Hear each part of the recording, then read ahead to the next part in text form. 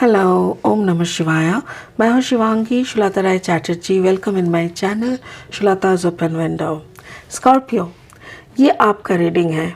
वृश्चिक, 1 जनवरी 2023 से लेके 15 जनवरी 2023 तक की एनर्जी के ऊपर ये आपका रीडिंग है। आपका थोड़ा सा पास्ट, थोड़ा सा प्रेजेंट एंड थोड़ा सा फ्यूचर एनर्जी को एनालिसिस करेंगे, और इसके साथ साथ आपका लव रिलेशनशिप, आपका करियर, फाइनेंस एंड आपका हेल्थ के ऊपर भी हम नज़र घुमाएंगे। बाकी स्पिरिट जो भी बोलने के लिए बोलेंगे वो तो हमको बोलना ही है, ठीक है ना स्कॉर्पियो।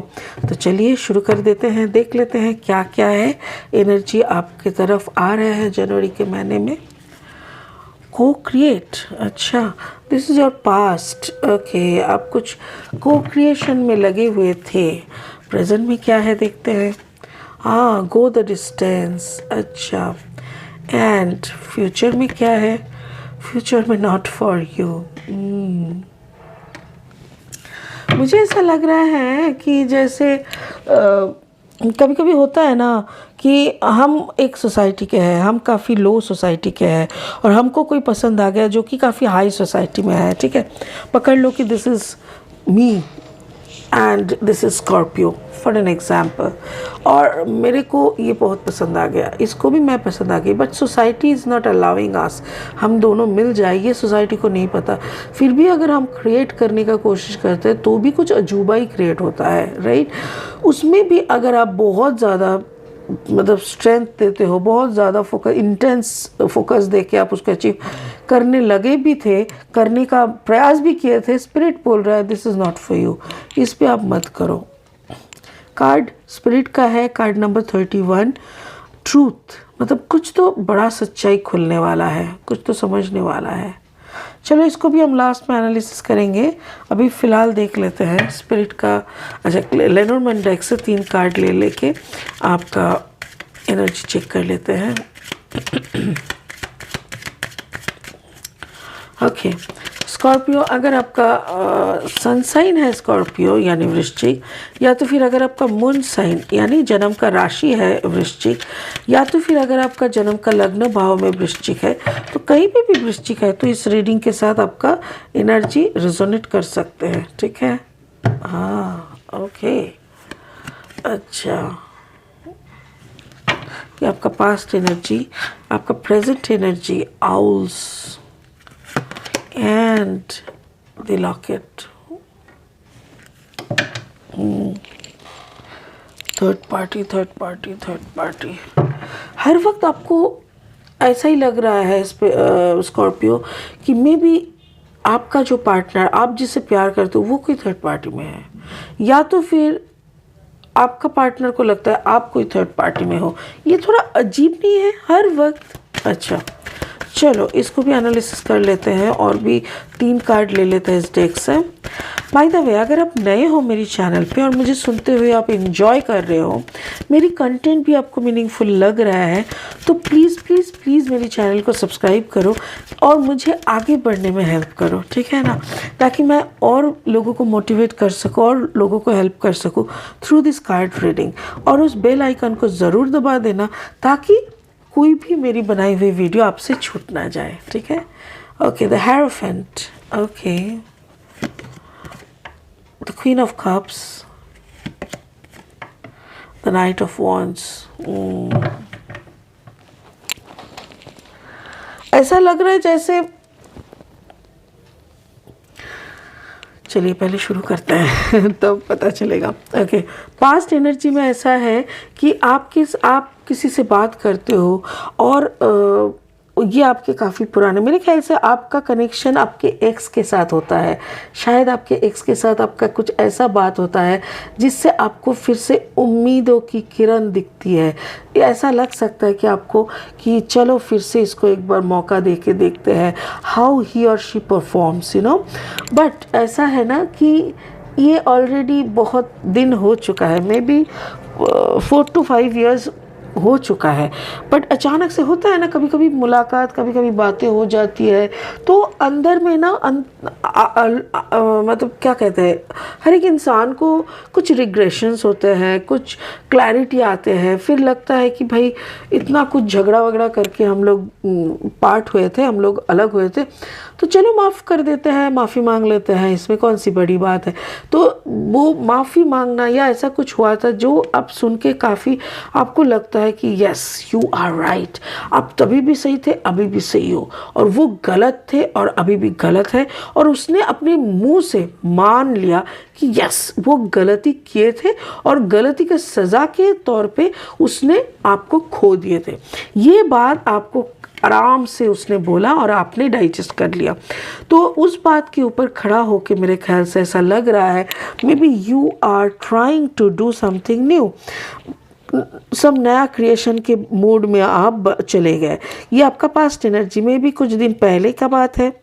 आप किसी से पूछे भी कि इज़ इट पॉसिबल कि हम वहाँ पे उनसे मिले तो वहाँ पे कुछ और क्रिएट हो सकता है, कुछ नया कहानी बन सकता है। मेरे ख्याल से आप किसी से सजेशन भी लिए। यस, ये आपका पास्ट एनर्जी है, मतलब आपके मन के अंदर एक इंटेंशन ऐसा है कि you want to go for the reunion, reunion का एक चक्कर आपके दिमाग में अभी भी घूम रहा है। ओके, प्रेजेंट सिचुएशन में देखो, प्रेजेंट सिचुएशन में आप शायद निकल पड़ते हो उनसे मिलने के लिए। हो सकता है कि it's a long distance relationship, आप कहीं दूर रहते हो, ये कहीं दूर रहते हैं, तो आप निकल पड़ते हो, काफ़ी दूर का सफ़र तय करके आप आते हो। और कार्ड नंबर देखो, कार्ड नंबर 47, 7, 8, 9, 10, 11, यानी आपके मन में एक ऐसा बात है कि भाई अब के बार जा रहा है ना, तुमने माफ़ी मांग ली है ना मेरे से, तुम अपना गलती स्वीकार कर लिए ना, तो चलो अभी फिर से हम लोग एक हो जाते हैं। ऐसा एक मेंटालिटी दिख रहा है।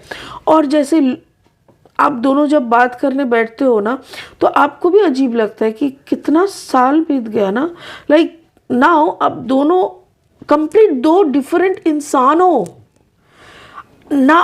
पकड़ लो 4 साल पहले जिस पॉइंट में आप दोनों मिले थे, 4 साल पहले जिस बातों पे ख़त्म हुआ था बात, 4 साल पहले की जो मैच्योरिटी थी, और फिर 4 साल तक ये दुख झेल के सब कुछ करके दुनियादारी निभा के इस वक्त 4 साल के बाद जब आप दोनों मीट करने वाले हो या प्लानिंग कर रहे हो मीट करने का, जब मीट भी करते हो ना, तब भी आपको लगेगा कि ओह माय गॉड, इसने माफ़ी तो मांग लिया बट चेंज नहीं हुए, इसका पॉइंट ऑफ व्यू तो और ख़तरनाक हो गया, हम इसके लिए दौड़ दौड़ के आए, भाग भाग के आए।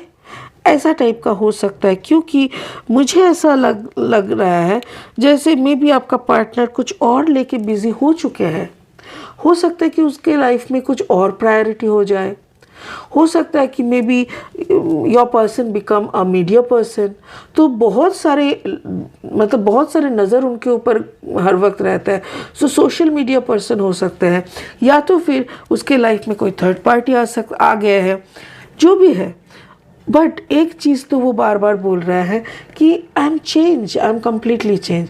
तो ये सब कुछ देखने के बाद आप बहुत दुखी हो जाते हो, आप फिर से उसी दुख के ढेरे में पहुंच जाते हो जहाँ से आप आए थे। क्योंकि सच, आप थोड़ा एनालिसिस करो ना, आप थोड़ा बैठ के सच को मतलब सोचने का कोशिश करो कि भाई क्या होता है कि जब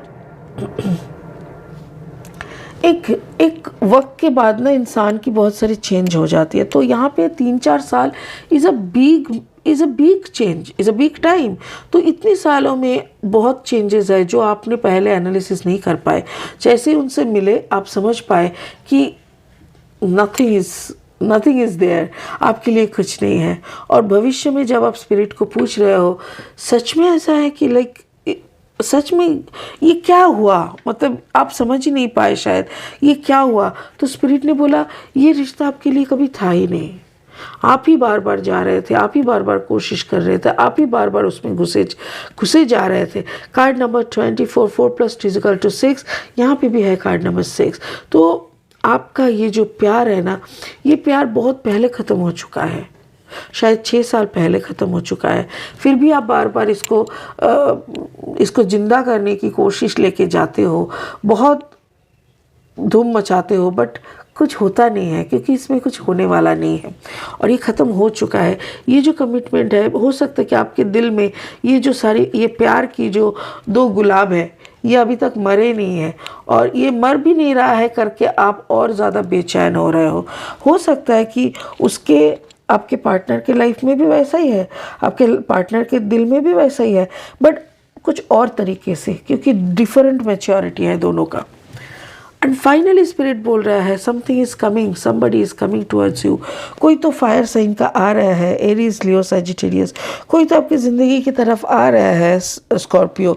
आप थोड़ा सा शांति बनाए रखो, बहुत जल्दी कोई आपसे मिलने आ रहा है, कोई आपको अप्रोच करने के लिए आ रहा है, कोई आपको लव ऑफर देने के लिए आ रहा है, तो आप प्लीज़ थोड़ा सा रुक जाओ, थोड़ा सा शांति रखो, everything will be fantastic.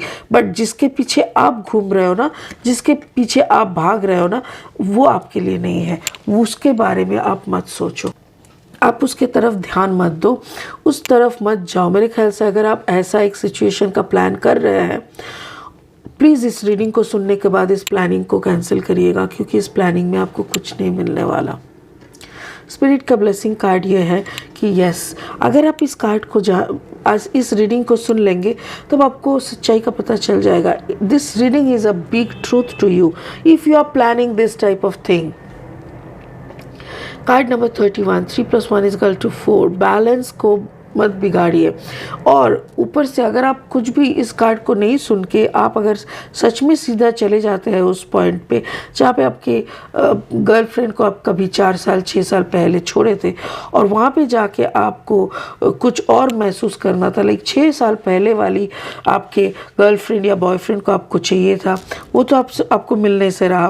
But जो सच्चाई आप सुनेंगे वो शायद आपके कहते हैं ना कदम मतलब पैर के नीचे ज़मीन को हिला देगा, ऐसा टाइप का कुछ। मतलब आपको लगेगा माय गुडनेस, हम तो इसको कुछ और सोच के बैठे थे, क्योंकि आपने जिसको छोड़ा था शायद वो इंसान एकदम गाय की तरह थे, बहुत ही ज़्यादा सीधा घर में पड़े रहने वाला, और अचानक से 6 साल बाद आप जब जाओगे, may be that person is a media influencer और समथिंग बिग जो आप सोच ही नहीं पाए, और जब आप मिले तब आपका होश उड़ गया। तो ऐसा कुछ सच्चाई का पता आपको चल सकता है। स्कॉर्पियो, मुझे ऐसा लग रहा है ये ट्रूथ आपकी ज़िंदगी का एक बड़ा ट्रूथ होगा और बड़ा सीख भी होगा, क्योंकि आपने मेरे ख्याल से उस पार्टनर को काफ़ी अंडर एस्टिमेट करना, काफ़ी रॉन्ग प्रूफ करने का भी कोशिश, मुझे ऐसा ही लग रहा है। तो बाकी स्पिरिट को पता है और आपको पता है।